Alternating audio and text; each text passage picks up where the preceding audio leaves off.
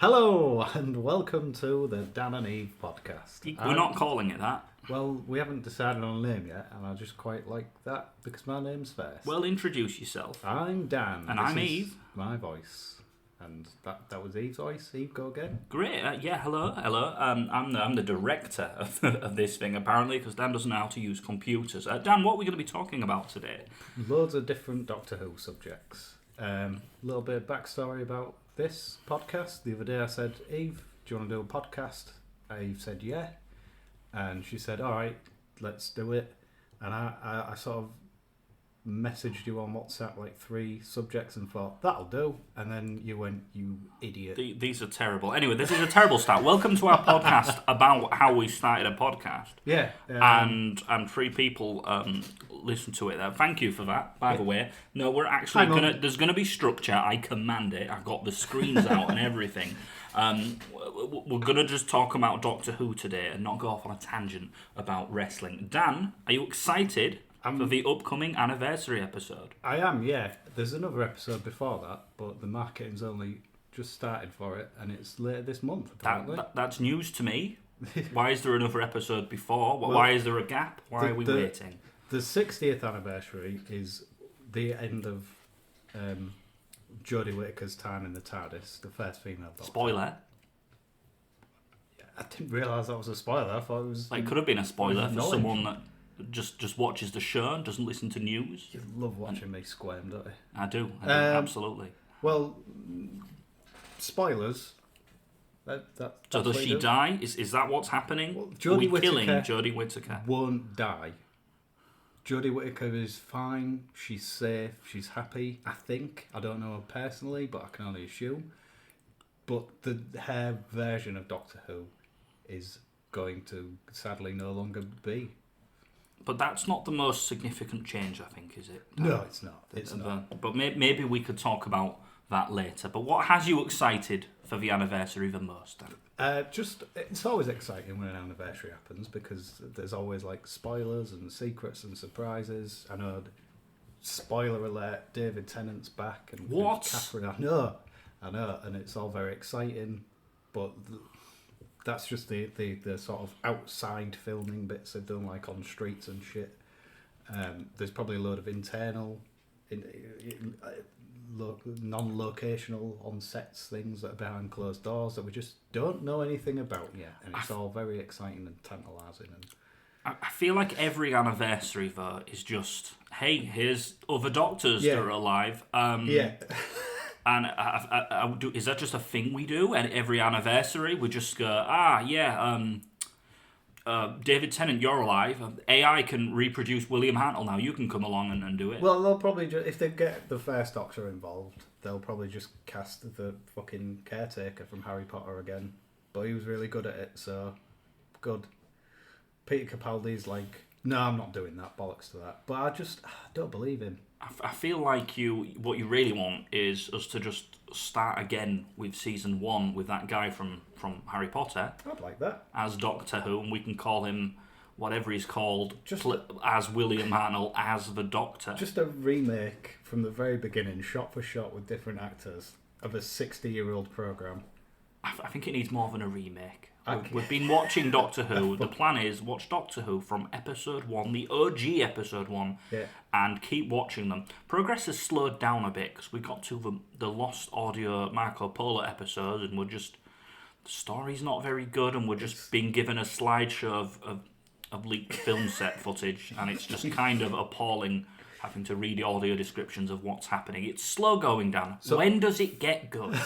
like every anime recommendation on the planet, you really should watch all of Doctor Who.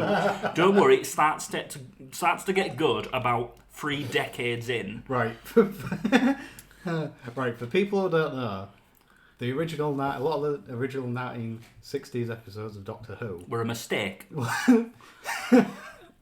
Were lost. Well, they weren't lost. They were burnt in a fire to create space. That's not even a joke. That's what happened. That can't be true. They kept them on old film reels, and they either destroyed them to create space or recorded over them. And the audio still survives, and production stills. And when you go to watch those episodes, they've either been gloriously animated over, or it's just a slideshow of production stills with the audio playing in the background. So much like me as a child recording on my VCR episodes of The Simpsons, which I'm told is illegal, over my dad's only televised boxing matches. Oh, God. That's pretty much what happened. The BBC was so tight on space for Doctor Who. They record. What did they record over it with? That's what I'm interested in. I don't know. No idea. What, like a tennis match? Wimbledon 1952? 70s or something, yeah, could be. And every now and again, what happened was they'd copy them for overseas foreign distribution, and every decade or so, someone in Nigeria will be like, "Oh, I found this missing episode of Doctor Who," and it's like, "Oh yeah," and the fandom celebrates, and then they watch it, and it's just grainy black and white footage. And this might get me a lot of hate from other Doctor Who fans, but I don't really care for a lot of the 60s stuff. You don't care for a lot of the 60s stuff? No. The only good one is like the very first episode, really. The era of free love and grumpy Doctor Who's. He was very grumpy. He tried to kill a man with a brick. yes, that was wonderful. We're watching him in the caveman times. I'm sure there's a better word for that. Maybe the Stone Age or something. No, caveman times. And it was very much, for me as someone who's never watched the older episodes, quite shocking to see someone who's very pro everything being good, a more modern Doctor Who, let's be nice to each other and hold hands, so go back and watch William Hartnell, presumably playing himself, offering to bash the head in of a human that was slightly injured rather than help them. Not really part of the Hippocratic Oath. Maybe he's not that kind of doctor. Maybe he's a chiropractor or something. I think Doctor Who's got a PhD in philosophy, and that mofo was slowing him down, so he's going to get a brick over the head. Now, thinking about the butterfly effect and how much time travel can ruin things, how much do you think our timeline would have changed if that caveman had had his head bashed in? Because surely back then there were only 500,000 humans alive on planet Earth. I don't think it would have changed at all. I think his contribution was so insignificant. To be honest, I was behind William Hartnell because they were in a tricky situation. So you wanted the Doctor Who to bash that guy's head in? I wouldn't say that, but I wouldn't say I wanted him to have his head smashed in with a brick. But maybe left behind, or a pillow over the face. It was black and white. It was strange, and exactly, whoever had fire was the leader of the tribe, and that's very much how modern society works today. Whoever has the biggest fire. That's why I took up smoking. It's why, and that's why you call the shots in this house. That's why I call the shots. Okay. Back to the anniversary, Dan. I'll keep you from going on tangents, Dan. Yeah, well, I mean, it's Doctor Who, isn't it? We're gonna skip back and forward multiple decades, or 10,000 years in the case of the cavemen, back and forth. So let's go 10,000 years into the future to about a month or so from now, or something, maybe. Okay. Question mark. David Tennant. Wait, I understand. Are you talking about Jodie Whittaker's last episode of the 60th anniversary? Because they're two completely different. I don't keep track of these things enough to know. I just sort of watch Doctor Who via osmosis through you. Yeah. So fast forward a month from now, it's Jodie Whittaker's last episode. Wow, what's happening? She's regenerated, hopefully into Shooty Gatwa. But you think it might be someone else? Maybe it might regenerate into David Tennant, and the companions all together regenerate into Donna Noble. I would lash out violently if that was the case. Please don't. No, well, I can't predict how I'll react. No, it's more likely to be wibbly wobbly, timey wimey stuff, isn't it? It's going to be, this big event is happening, and look who's here, and then there's a small moment where we hold for audience applause while some trumpets play, and David Tennant walks through a door, or into a door. No, I'm looking forward to it. I'm looking forward to the end of Chris Chibnall's occupation of Doctor Who, not his tenureship of Doctor Who, just his occupation, because he had the first female Doctor. I can't tell you a fucking thing about her. She's very pro-corporation. Very. There was an episode where she sided with Amazon. She's like it feels bad saying it. It feels sexist. No, come on. Be fair. It was an alternate reality version of Amazon, where they're horrifically anti-workers' rights, and people have to take a bucket to work with them to pee in, so that they don't get penalised for going on breaks that are too long. I mean, it wasn't. They didn't show things like that, but you can imagine it. It wasn't that alternative. It was just Amazon in space. Let's not fuck around. It was Amazon in space, and the Doctor was like, "Well, you knew what you were signing up for. You shouldn't, why don't you just blow yourself up?" Was it on the moon? Was it set on the moon? No, I can't remember. I feel that's a really bad place to base your Earth delivery service, because it's a lot of travel, isn't it? I'll let you in on a little secret, right? Every series of Doctor Who, I've bought the DVD or I've watched it on iPlayer or whatever. I've watched them multiple times. When it comes to Jodie stuff, I've only watched them once, and it's genuine horror. It's genuine horror in me watching a character that I've loved since, like, my earliest memory is of Doctor Who. Sorry, Mum, sorry, Dad, but you probably aren't going to listen to this, so it's fine. My earliest memory is of Doctor Who, and it's just sort of been this thing through my life, and and blah blah blah blah blah, and this character that I've loved, and it's not even Jodie Whittaker's fault. Before people are like, boo, he doesn't like women. No, I've always thought a woman Doctor would be great. Chibnall's just bollocksed it. He's just bollocksed it. It's character assassination. Do you think Jodie Whittaker's had a chance to display themselves as a good Doctor? No. Would this be the only Doctor that's not had a chance, really? I mean, there's been a lot of Doctors, and some of them are not really generally remembered by the common public. So, like, even before Doctor Who came back, commonly the people that the Doctor Who that people liked the least was Colin Baker, mostly because of his massively multicoloured eyesore of an outfit, which is a good shape. Just why so many anyway?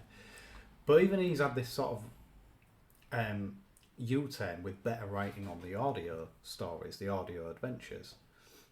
I don't think Jodie Whittaker's going to get that. I hope she does, because the people at Big Finish do amazing things with words on pages. But worst case scenario, we have an anniversary episode in 10 years' time, and Jodie Whittaker comes back for that, because that happens every anniversary episode. Is every anniversary episode good? No. In fact, I would argue. So the 10th anniversary, where it was just the 3 Doctors, largely nonsense, but fun and nonsense. How so? Let's go through the anniversary episodes and build ourselves up to today's times. So the 10th anniversary was the first 3 Doctors. The sort of storyline was the 3rd Doctor, when he first regenerated, been exiled to Earth. Like, he couldn't use the TARDIS. The Time Lords had fucked with his brain and made him forget how to use it, which is quite silly, but it worked.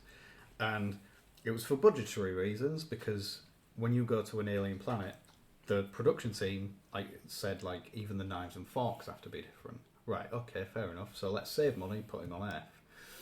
And they were coming to a point where they're like, you know what? Hang on, so these anniversaries are not filmed in space? No, that's a common misconception. Okay. And you're going to learn a lot today. And they'd made enough money, and they were like, right, we're going to let the Doctor go in the TARDIS and go to alien planets again, but we need a decent storyline. 10th anniversary is coming up, and they had this story where an ancient... Piss off. Don't mind us, that was the largest flight on planet Earth coming in to defend Chibnall. Sorry, go on. where an ancient Time Lord called Omega, who'd been trapped in another dimension, was coming back to wreak havoc on the Time Lords. And sounds very contrived. It was very contrived, yeah. And the Time Lords were like, right, let's get the Doctor on this. Oh no, this is quite big for just one Doctor. Let's get all three of them. But William Hartnell was quite ill, and he just appeared in certain scenes on a TV screen, and all his lines were on a Bob Dylan cue card thing. Wow, really? Was he just? Could he not be bothered? Was this the first ever example of teleconferencing?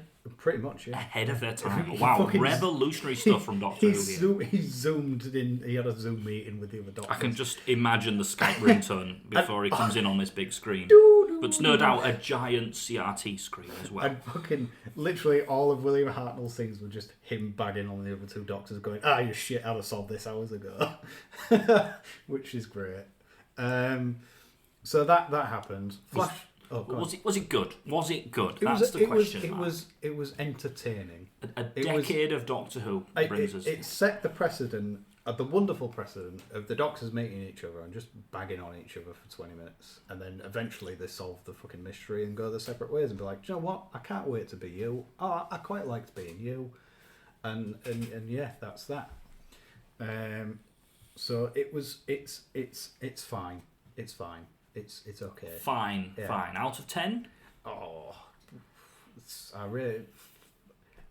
storyline wise, it's gibberish. It's 2 turtles out of 10, but good. Fun factor, I'd say it's a good 6 out of 10. Okay.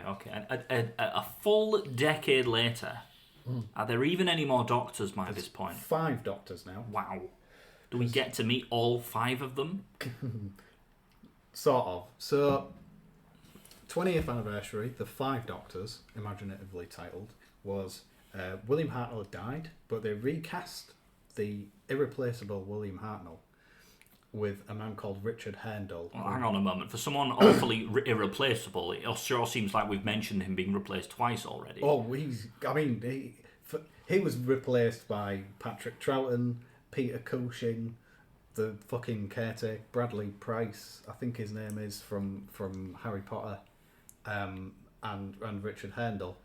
I feel bad for William Hartnell, but he's created this big legacy. He's the reason we're sat here chatting shit today. All of this stemming from him trying to bash one caveman's head in. Trying to murder a caveman. Right, 20 years, 5 Doctors. How does this momentous event culminate to become a memorable second anniversary? So straight away, we've got one Doctor who's dead. We've got Tom Baker, who just flat out didn't want anything to do with Doctor Who. He'd done 7 years and he just hated it. He just was sick of the sight of it. He didn't want to wear the scarf anymore. He first thing he did when he left Doctor Who was have his hair chemically straightened, so it was no longer big, long and curly. Is that so people wouldn't recognise him in the street, but not know his name, though only him as the Doctor? I'm pretty sure he just didn't care for it anymore. So straight away, you've only got 3 actual Doctors. Okay. But they've recast the first Doctor, but they didn't recast Tom Baker because he was too iconic apparently, but William Hartnell wasn't. But oh well. How did they get him in? Just a big sack of money? Tom Baker didn't do it. They used footage of him from an episode that didn't get finished, and they edited it so it looked like he was falling into a time thing, and they were like, "Oh, the 4th Doctor's trapped in time, so he's not going to be in this." Wow. Okay. I mean, genius writing there. A cultural touchstone, ladies and gentlemen. And what happens here? So brief overview. The 5 Doctors. Again, it's very Time Lord based on Gallifrey. There's a forbidden part of Gallifrey called the Death Zone. That's where the ancient Time Lords would capture aliens and make them fight for their own amusement. That sounds pretty cool, actually. Yeah. So someone has used this ancient technology to capture the 5, according to Gallifrey's timeline at that time, current incarnations of the Doctor that are active in time, plop them in the Death Zone so that the person doing this can reach the Dark Tower at the centre of... Okay. Is this like a Mad Max Thunderdome thing? Is Tina Turner there? Are we all fighting to the death? No. It's a lot of walking in a field, Eve. Oh, okay. That's cheaper, I suppose. Yeah, a lot more cheaper. There's a car in it. Interesting. That's pretty high budget for the BBC around this time. Yeah, there's today? one Dalek, and it explodes itself in the most ridiculous way possible by firing a laser beam multiple times in a shiny mirrored area. A Dalek in Doctor Who, interesting. Just the one. And the most of the rest of the monsters are just Cybermen, but they are my favourite version of the Cybermen. The tinfoil wrap ones, when you're done filming, you can just bang it in the oven with a chicken and... Yeah, the tinfoil wrap. Excellent. Are these the ones that had their own planet? Or are these the ones that are evolved from humans? They're the ones that had their own planet in the Excellent. 80s. Well done. You get a gold star for Excellent. Anyway, was this a good anniversary? Are we 2 for 2? I really enjoyed it. My dad would often get the video from... We discovered in our local library, that there were Doctor Who videos. Wow. I feel this is the one we borrowed. What's a library? It's a place where books and... It's where media goes to die. A giant Kindle. Excellent. So you came back from this Kindle watching Doctor Who. I feel that's the video we got the most, and I would watch this. I'd enjoy it. I'd rewind it. I'd watch it again. I highly recommend. How many turtles out of 10? 10 turtles out of 10. 10 turtles out of 10. Wow. I don't know if I could watch it now as an adult. I don't know if I'd just see the cracks in it, and my cynical brain would be like, "Oh, it's a bit shit, this." But maybe our younger selves were not great. Critics of the media we watched. For example, I'm quite sure I remember Digimon being the greatest, coolest soundtrack I'd ever heard. It is not. It is bad. It is very bad. We all know it's the X-Men cartoon. A decade on, third 10 anniversary. We watched the 30th anniversary. Wait, whoa, we're skipping the 25th anniversary. Oh, hold on, he did a 25th. Wow, we're just banging him in. Okay. Hot garbage. It's the silver anniversary, so the enemy is the Cybermen, right? It's the 7th Doctor. There's no extra Doctors, which already a bit iffy. Then so what we got for the what happened? So the idea was with the 7th Doctor was that he's been making plans for fucking years, and he's been manipulating his enemies for it's fucking Saw for kids. He's doing Saw for kids. Wow. It's aliens and wow. shit. So the plot is he hid an ancient Time Lord weapon of supermass destruction on Earth, and loads of different factions, including like neo-Nazis and this fucking 18th century lady. I imagine the biggest Beyblade I've ever seen in my life. It's a big Beyblade, Eve. Wow. Big. And the Cybermen, they're all after it, and the 7th Doctor manipulates it. It's just garbage. It's just garbage. And it was done better, like 2 episodes beforehand, when the Doctor hid an ancient weapon of Gallifreyan mass destruction on Earth. And the Daleks are like, yeah, we want that. But then another faction of Daleks are like, no, we want that. And they have a big civil war over it. So they just kind of did the same thing again and went, we'll tweak a few of the variables. We'll make it Cybermen this time. Wow. Yeah, bollocks. Absolutely. How many turtles out of 10? For the 25th? No turtles. No turtles. No wow. turtles. So far, we've had a 2 turtle for our 10. We've had a 10 turtle for a second. We've had 0 turtles. I feel like our average is coming down and down, and so far we're like at a 4 or something. Don't do the math on that, ladies and gentlemen. Yeah. But we're like at a 4 out of 10. So far, the expectation is anniversaries are more likely to be bad than good. Yeah. Does the 30th anniversary change that? We watched the 30th anniversary. Did we? Yeah. I'll give you a clue. It's available for free on YouTube. Hang on. Is this Rowan Atkinson? No. I wish it was that. No, it's wow.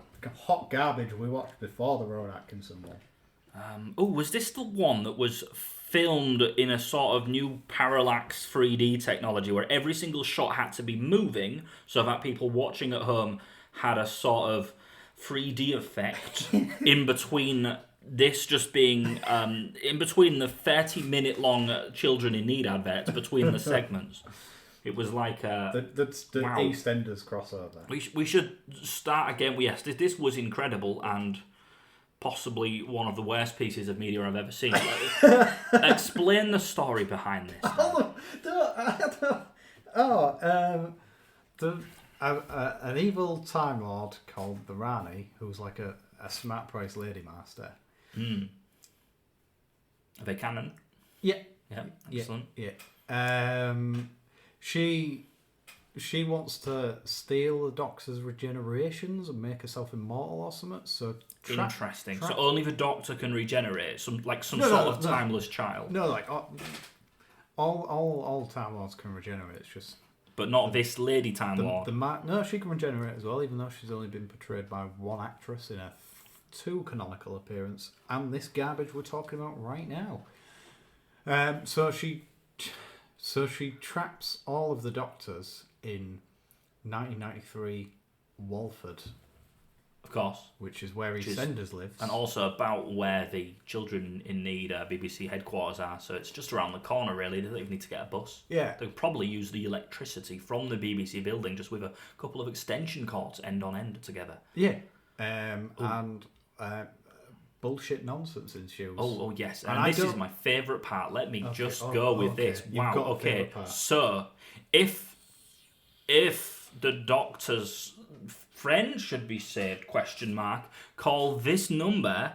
To cast your vote, and the money you used for the call you make goes towards Children in Need. A nice, very good cause there. Yeah. But more importantly, this was this the first Doctor Who episode written by committee/democracy? Kind of. It was written by a guy who had never written anything before, called John Nathan Turner, who was the executive producer of Doctor Who in the 80s.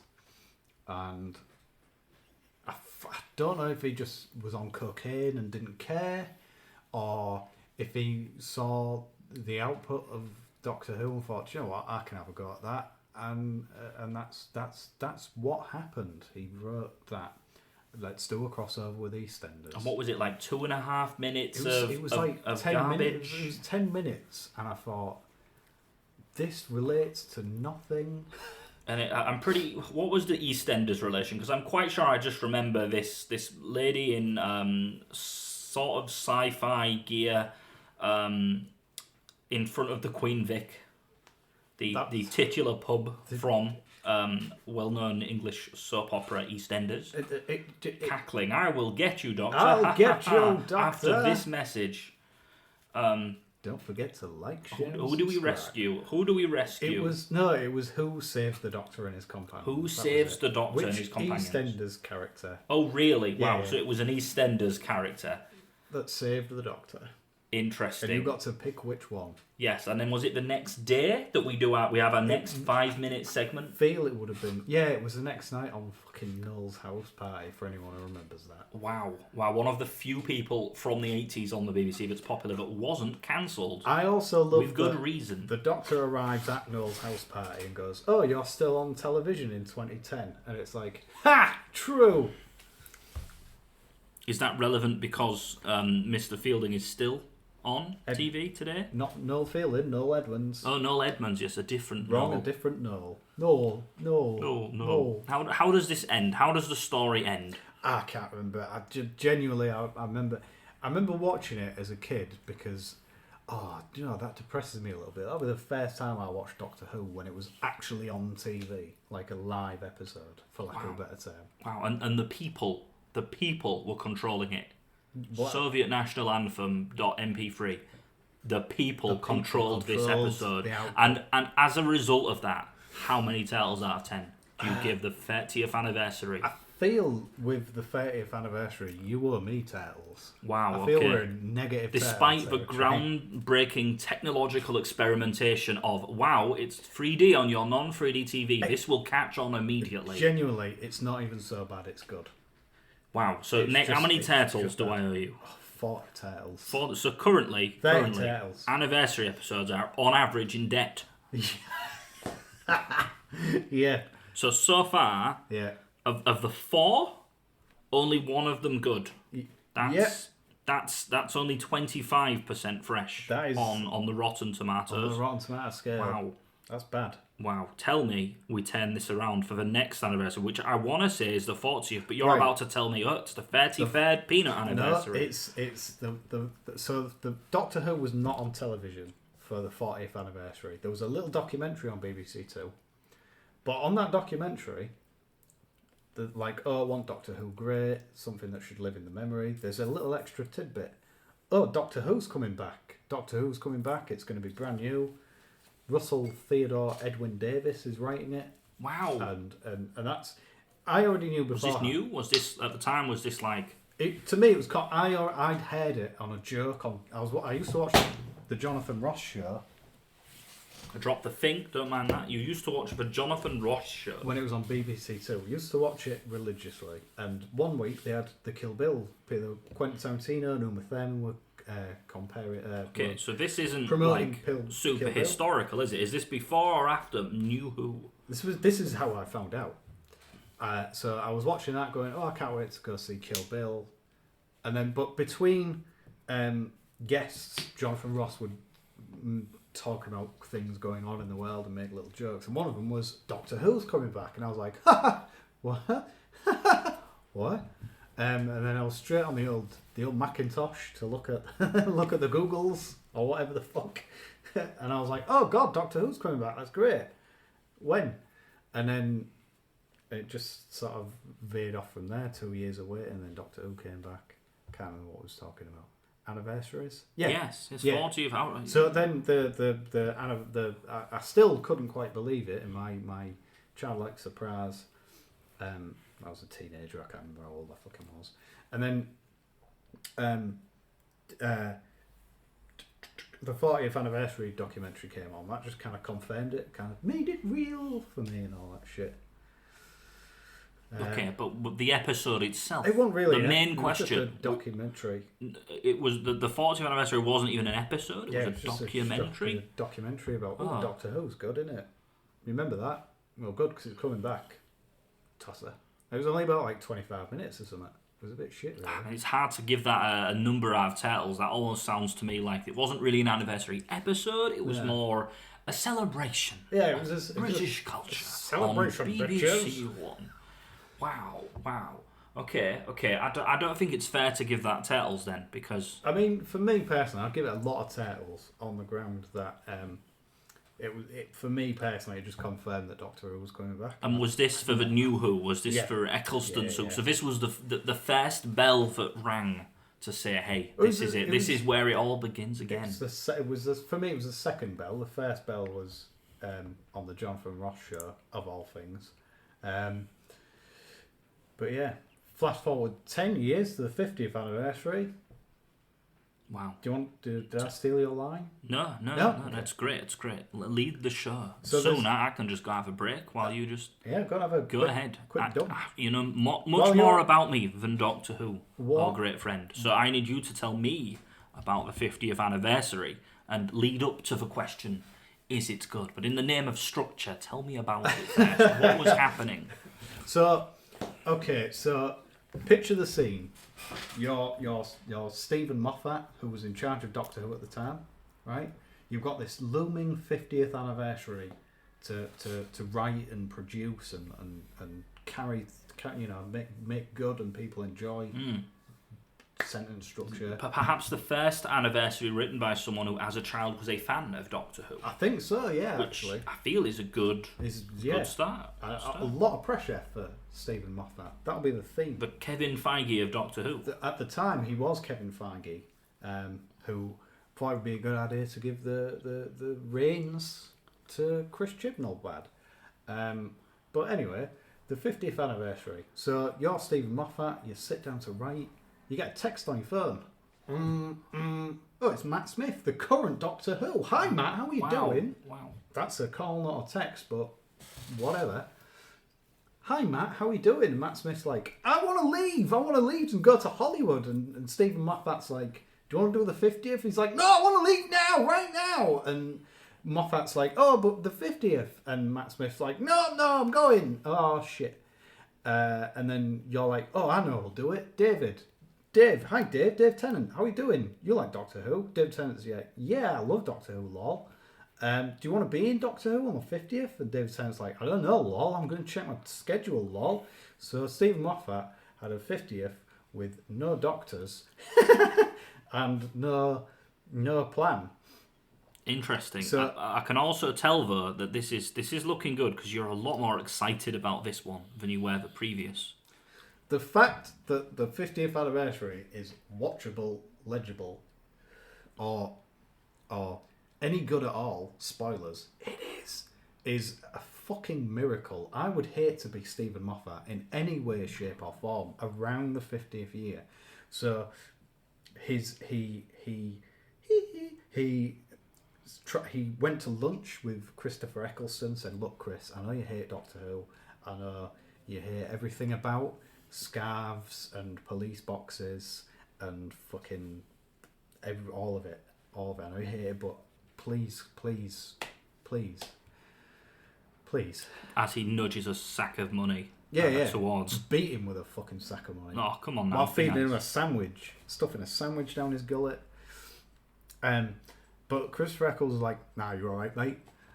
It's a terrible Christopher Eccleston impersonation. I can do better, but there's a lot of pressure right now. Maybe we'll save that for another day. Maybe another day. So Moffat wrote a story, 50th anniversary celebration of Doctor Who without a doctor.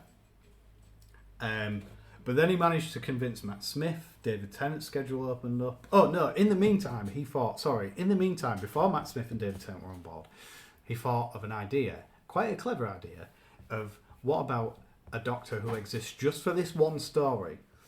And there was this whole. He did the whole story about the Doctor who fought in the Time War and all that. And then Matt Smith was like, "Oh, I think I'll come back now."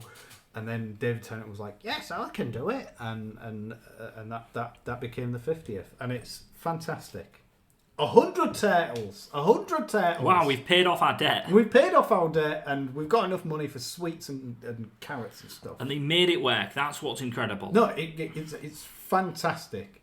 Russell T Davies, the old Kevin Feige of Doctor Who before Stephen Moffat, yes, he wrote 2 books about his time as a producer on Doctor Who.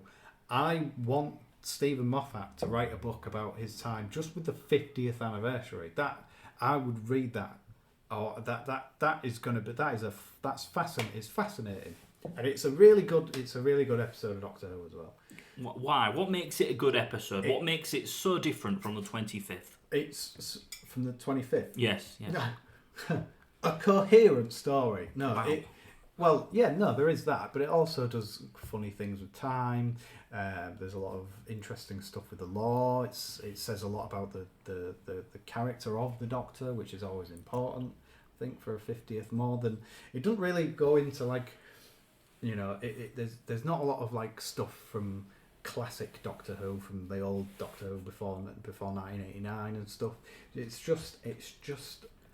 It's mostly dealing with who the Doctor is as a character and what that character would do when their back's to the wall, and like how you can important stuff about forgiving yourself from mistakes that you've made, even if it's on a massively epic scale and stuff like that. It's great, and it's got Daleks in it. Is this the John Hurt one? Yes.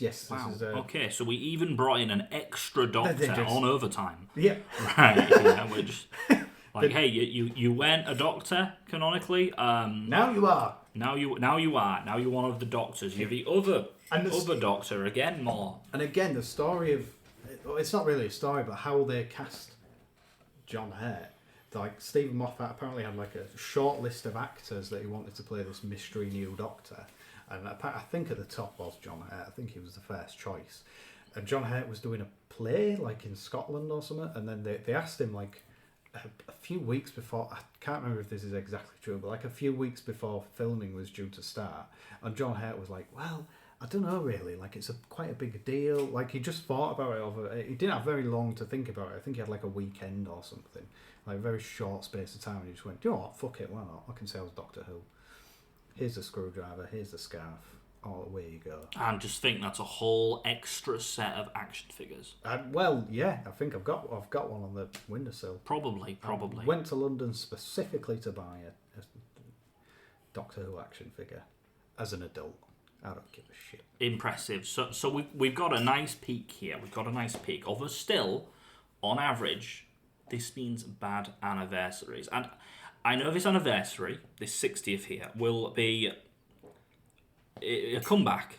It will be the first non-Chibnall. It will be a new era, so to speak, of Doctor Who. They're tearing down the statues of Chibnall in Doctor Who Square as we speak. Yeah, he's being beheaded on live television.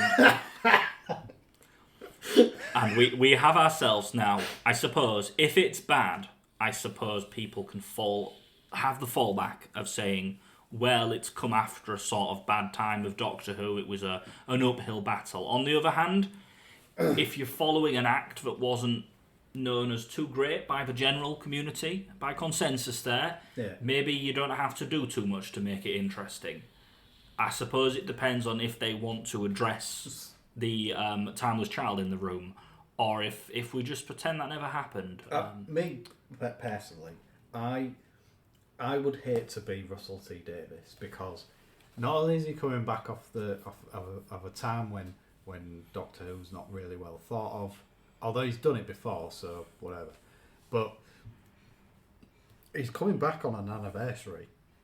If I was in charge of Doctor Who, I'd want to make my own stamp on it. I wouldn't want to come back and have to think about celebrating 100 years of you'd want to television. end with your anniversary. I mean, are you suggesting that Chibnall should have been given the anniversary? I am not suggesting that. Because I don't want us to be doxxed and our house burnt down. Okay, fair enough. I think it's going to be interesting to see what Russell T Davies does. He's a lot cleverer than I am. He gets paid a lot more money than I do, and he's got the toy box again. The fucking selfish bitch.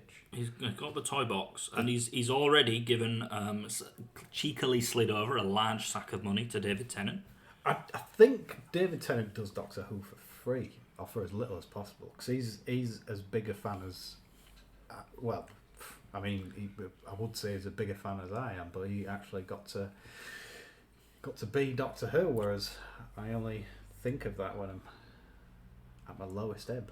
Or when you want to have a real good time, thinking of David Tennant, thinking of Doctor Who. Those are both wonderful things to think about. David Tennant is not my go-to Doctor. It is mine, but let's not get into favourite Doctors. Sure. This is our first anniversary podcast. Of our first podcast, which I believe happened 42 minutes ago. Oh wow, we've been talking for 42 minutes. Yeah, don't worry about it. Well, as soon as we finish the podcast, I'm going to shut it off abruptly at 1 hour. Oh my god. Yeah, very suddenly. God. Mid-sentence, everything. 60 long years of Doctor Who. Well, not. Does it count though? Because we had a big fucking gap. There was a decade where there was just no Doctor Who. From 1980. Do you include 1996? Because that's like when Paul McGann was Doctor Who for 10 minutes. I mean, that was fun. That was 1989 to 1996, and then 1996 to 2005. It was sort of weird, isn't it? It was experimental. It was fun. It has the best TARDIS, but the interior is fucking gorgeous. Wow, yes, absolutely. But more importantly, let's call the 60th anniversary a stepping stone for that new era. Let's say we start off with a wonderful just explosion of joy. Are we going to see our regeneration? I don't know. Like, do we know if this anniversary is going to have our good pal Shooty in it? Or, do we know for certain that's happening? Because we don't know for certain that the regeneration that happens in the next episode, the one before the anniversary, is actually going to be that regeneration. There's some speculation that they may go into Tennant first. That doesn't make sense to me because we've seen on-set footage of them together with Donna Noble. But no, there's been no footage of Shooty Gatwa yet. Okay. I mean, so he could do something clever with it. We could, dare I say it, have Rowan Atkinson in once again. You'd love that, wouldn't you? I would absolutely love that. It would be wonderful. You would shit yourself with excitement, wouldn't you? I would. It'd be a very messy day. I would be very confused. Not least of all because you've shit yourself. But they could do that. And we've always discussed this fun idea of the what if of a what if of Doctors, and a sort of anthology of let's just bang out a season, let a few unknown or lesser known writers play with it, and more importantly, get some people in. Get those doctors that would make good doctors and bad doctors in for some interesting episodes. Give me, please, the comedy Richard Ayoade I knew he was going to say Richard Ayoade. Just give me that episode, right? So I can just enjoy that. And whether that would be good long term or not, it doesn't matter. Just have fun with it. Do you think they are just leaving a bombshell of a different Doctor for the anniversary, which then at the end regenerates into our old pal Shooty? Our old pal Shooty Gatwa. Russell T Davies is on record before he was actually announced as the new old showrunner of Doctor Who, as saying Doctor Who should be like Marvel, in that there should be like crossovers and spin-offs, and it should have its own channel. Blah blah blah blah blah. I think, well, I surely don't know, but I think they should just turn Jodie into Shooty, and then do whatever they're going to do for the 60th. I hope they don't do the whole, oh, we've brought David Tennant back, hee hee. Not really. It should get well. Just have David Tennant. I mean, the fun thing to do in science fiction and fantasy now is parallel universes, alternate universes. It is in vogue, isn't it? And I think we're going to see something like that. Personally, that's what I do, not just because it's in vogue, but because it's always interesting. And I think David Tennant is coming back as a different version, a different reality, an alternate version of the 10th. Now, hang on, we've discussed this, and you, as I understand it, you believe that to be the case off the back of their suit being slightly different, question mark? Yeah, I'm that much of a nerd. I've seen the on-set footage and photos of David Tennant, and his suit's slightly different, so it must be for he's from a parallel Surely universe. He's worn different suits. No, he has, but it's trust me, I'm a nerd. Trust me. His big coat is always been brown, but this one's blue. Is now a time for Doctor on Doctor fan fiction? Slash fiction. Yes. Do you mean David Tennant on David Tennant fiction? I was thinking more a Lady Doctor and a Boy Doctor.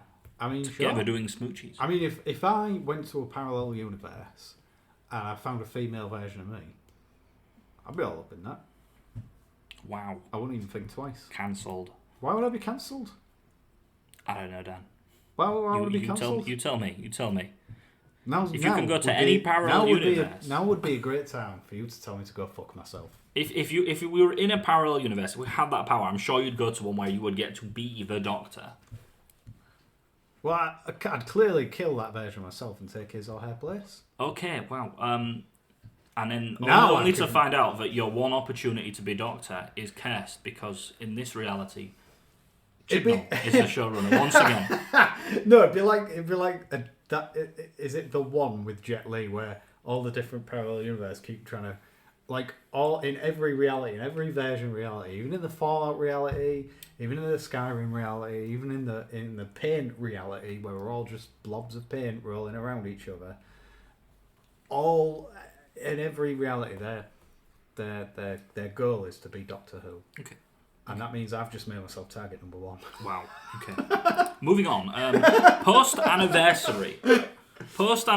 Presumably, we'll have a new Doctor in place. A brand spanking new Doctor. Do you think we'll have new companions? Yes, always. Do you think they're going to completely just shred them up? They're going to put them in the shredder, just mincemeat out the other end. These companions are gone. Bradley Walsh, completely dead. Yeah. I don't think Bradley Walsh will ever truly die, but I think there'll be a new, girl in a shop who was like, oh, I can do more with my life, and then aliens happen, and the Doc's like, oh, your bright's back. Oh. Nah, that's not what they say. They extend out their hand and go, run, and then that same music plays. Plays every time that happens. No, but it'll always. There's a formula, and it works, and it's good, and they shouldn't deviate. Although I wish they did. I'd like in the old timey series there'd be companions from like the 1800s, companions from like the future, and they come back to modern day Earth, and they're like, oh, isn't it primitive? And they should do more like that, I think. But do you think they should bring back Susan? # bring back Susan. I don't know. I think the Doctor's evolved. Oh, Doctor, I'm very upset. But also, like, imagine you went back in time, or you granddad or grandma or whatever came here now, and you're older than they were. And the Doctor looks too young to be a grandparent now, I think. It'd be weird. It'd be interesting. Wibbly wobbly, timey wimey, isn't it? Indeed. So I don't know. I think maybe the Doctor's too different of a character now for that. Okay. And also, who would? I'd like it because I've been a fan since I was 5, and I know all the stuff and that. But to the average viewer, which that isn't, a super duper massive dork like me, they're going to be like, well, who's this? They're not going to give a shit. So I can understand why they don't. Do you think we're going to go back to, which we've had for a lot of New Who, we've had sort of one main companion, whereas at the moment it's kind of a medley, isn't it? We've got a little mixed bag, which I suppose gives you more creative room to work with, something Chibnall sorely needed. Question mark. Do you think we're going to get the blend? Do you think we're going to get a cramped TARDIS with too many people in it? Like, I can't stand to have you in the kitchen with me, let alone 5 people all trying to operate the oven at once.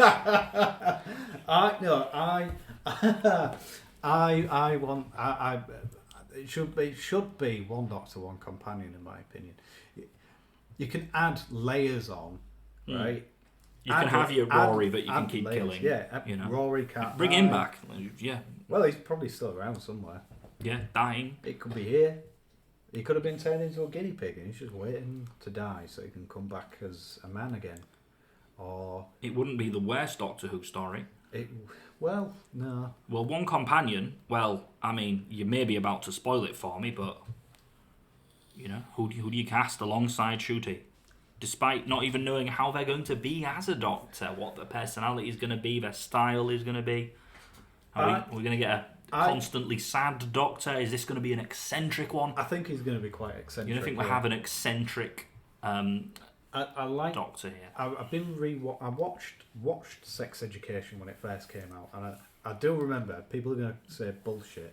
Sex Education being the show that this actor was most previously well known for. Yeah, not I've not been going to schools and giving my 2 cents worth. Goodness me. Hey kids.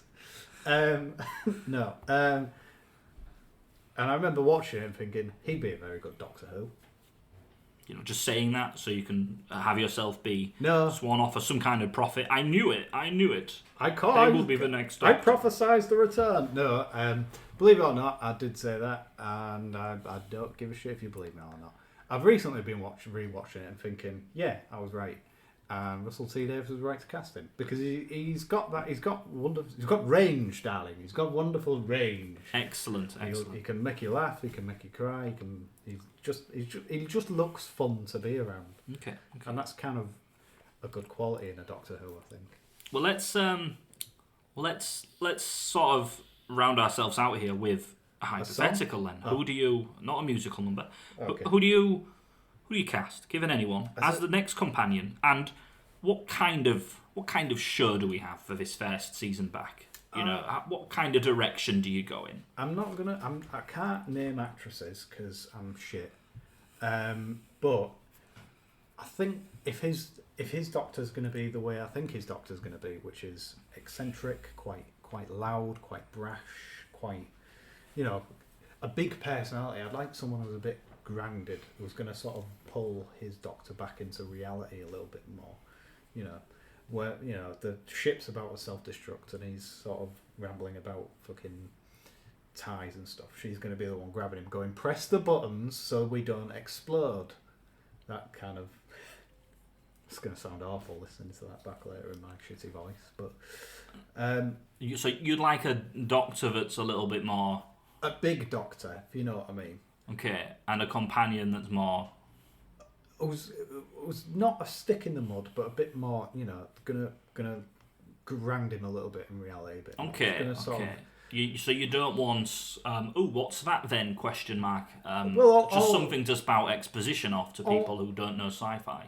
All the companions are going to do that to some degree. They're going to be a bit more like, what's going on? Why the hull's bleeding, Doctor? It's bigger on the inside? Question mark. I do. It's very corny. It's very cheesy, but I do love the. But they can't just not address it. That'd be even more weird. That'd be weird. That'd be. What's the point? A 50s police box. Wow. Imagine not reacting to that. And also, that's got to be fun for like Russell T Davies to write that bit. You know, write the. How is the Doctor going to explain it differently before than they have before? Oh, I know how they should do it. They should do it the same way we did with the one-shot McGann film there, and that is have someone drive a motorbike out of it. Yeah, that was good. It's like, wow, what, you want us to hide in there? That's a bit weird. A strange man offering to take a woman into a little box like that. And then what I want to hear is engines revving.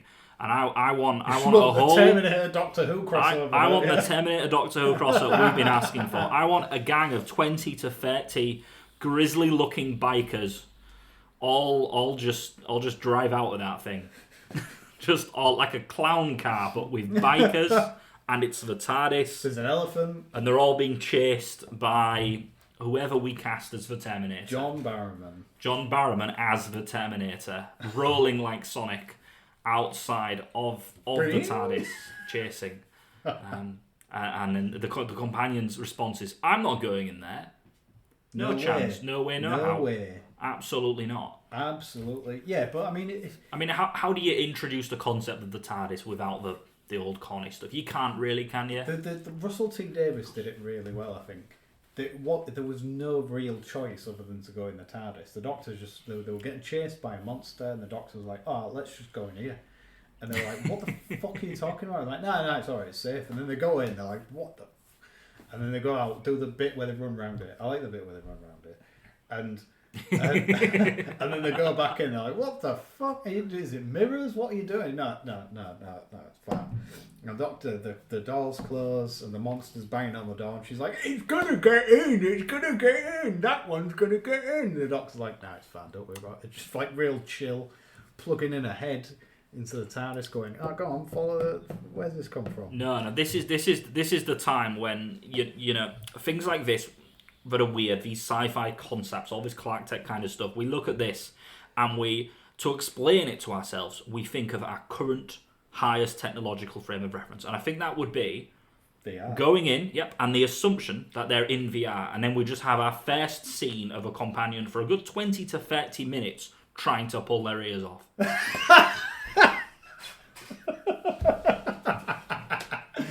I'm in VR. This is what this is. It's virtual reality. Yes, before eventually submitting for the fact that no, perhaps it's time for a sci-fi adventure. Another exciting adventure. And also, here are my 4 friends that are also in here with me. That's Bradley Walsh. He pulls on the twiddly bit. That one doesn't actually control anything in the TARDIS, but it's nice to keep him occupied. But who would be the worst? I've got a question for you now. Who would be the worst celebrity casting of Doctor and Companion? Oh wow! Okay. You can have literally anyone, so long as they're alive. Can they also be my favourite? Oh God, no! It's got to be like the worst casting. Oh, just like as in someone who'd be objectively bad Doctor Who. Yeah, and Companion. I think it's the only way they got the switchover to happen. I'm using pronouns here to specifically make it difficult for you to know where I'm going with this. Yeah. The only way to make the switchover happen and them to step down as showrunner, that's right, Chris Chibnall as Doctor Who. It was the only way given, is if he got to be the Doctor. Oh my God. And the companion, guess what? That wasn't enough for Chibnall. He's also the companion. And we'll be using AI magic and magic movie editing tricks to make a 1 foot shorter version of Chibnall be the companion in alien makeup. Oh my God. Oh. Excellent. And then Chibnall can call himself the timeless child. Oh. Chibnall on Chibnall violence. Wow. Maybe next time we could just have a whole episode ribbing on Chibnall and round it off with the one good episode they did. If anybody actually listens to this, they're going to be like, who the fuck is Chibnall? Chris Chibnall, the Kevin Feige of... Oh, the Kevin Feige of Doctor Who. The current occupier of... Yes, and their occupation hasn't ended. You can't know for certain everything's okay until he is assassinated. No, don't turn it off now. No violence. We're not calling for the assassination of Chris Chibnall. No. Yeah, it'll be an accident. It's fine.